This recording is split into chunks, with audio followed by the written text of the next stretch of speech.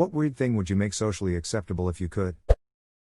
If other people are at my house having fun but I'm tired, I just want to be able to go to bed, but they can stay and have a good time. Short naps at work. Happily, now that I work from home, thanks COVID, this has become a reality for me. I am not a big napper, but I get cold a lot, so I love working at home and taking a hot bath while watching a tutorial about something I have to build for work and clocking it. I am hoping when things get back to normal, they'll be more open to us WFH more. Staying completely silent in other people's company. The IRS telling you how much you owe in tax. The IRS wants to do this. They are blocked by lobbying from the tax accounting industry. In virtually every situation in which you ask why aren't we doing this obvious thing that's obviously better, the answer is corporate lobbyists. Hell, the reason daylight savings time isn't permanent, i.e. we stop falling back, is largely due to TV lobbyists who want it to get dark early so we sit at home watching TV. I can believe that. People in the service industry should be able to tell a customer when they are being an asshole. My old boss from when I worked retail flat out told me on my first day that so long as I wasn't being a total dick, he would always have my back if a customer was being an ass and I didn't bend over backwards for them. He banned a few people from the store over their antics while I was there, and blew a couple Karens' minds when he told them to shut up and act their age when they tried their usual screaming fest. I loved that job. That's awesome. When I was a lifeguard, my boss was the same way. Thankfully, in that line of work, the customer isn't always right, but it was still a great feeling to know your job wasn't at risk if Karen went berserk. I once had a guy totally flip his lid because a new cashier took his money 10 minutes before free swim started, but I wouldn't let him and his daughter in the pool because it was still lap swim. He ended up storming into my boss's office and complaining for over 15 minutes. Afterwards, my boss called me in and said, if anyone asks, I'm reprimanding you. Great job handling that situation, keep up the good work. Taking a social time out without having to smoke or occupy the bathroom. My workday is 6 to 8 hours, it's an open plan office, lunch is social, and I have at least an hour commute per day. That's at least twice my maximum social energy per day. Commenting on this while occupying my work's restroom to take a break from people. Really wish I could just tell my boss, I need a few minutes edit, Jesus Christ my inbox. Please do.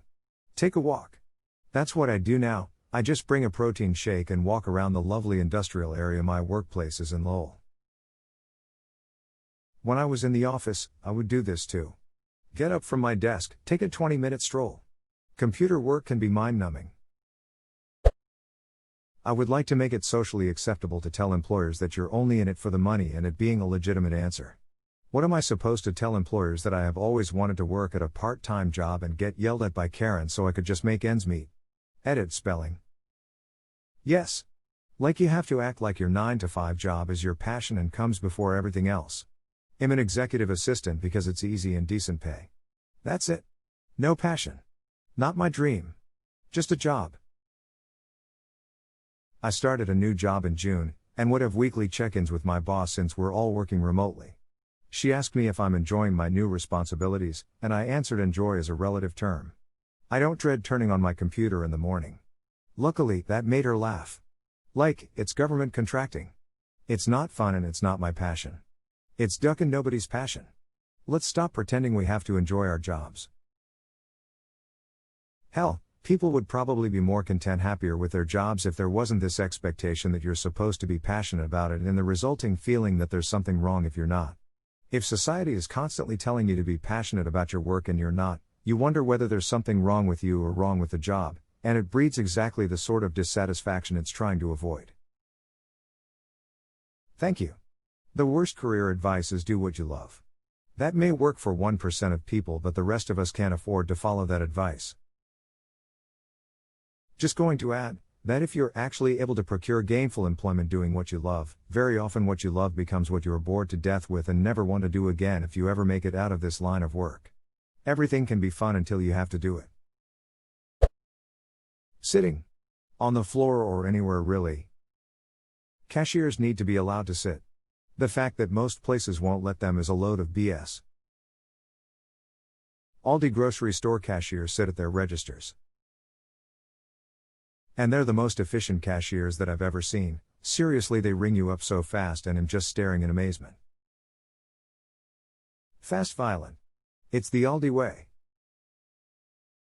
Scan yeet scan neum scan gently place bread in basket area gotta love Aldi cashiers. Paid enough to be quick, but also actually care. You should have seen German Aldis before they had barcode scanners. Cashiers would type the code of the item into the register with their right hand while yeeting the item in your general direction with their left. It was a sight to behold and basically impossible to keep up with. Running in public to get to places quicker. Just look at your watch every so often, people will assume you are running late for something. Eating alone in small cities. I used to live in NYC and ate alone all the time. No one ever noticed or cared. I moved to a small beach city. People react to me dining alone as if I were naked and eating a live animal's entrails with my bare hands while screaming the lyrics to the Klondike Bar ice cream commercial. I love eating alone in restaurants, people watching, etc. A friend of mine once told me this is literally her worst nightmare. She said that whenever she sees someone dining alone she feels terrible for them and always invites her to join her. I gave her a gentle talk about introverts v extroverts. As an extreme extrovert, being on your own was an entirely foreign concept to her. That's honestly one of the things I miss from when I was frequently flying and there spent a lot of time waiting at airports. No talking, just my music, YouTube vid, Netflix and my meal. I would say I am rather extrovert, but I can definitely enjoy some alone time and I would never sit next to someone eating alone.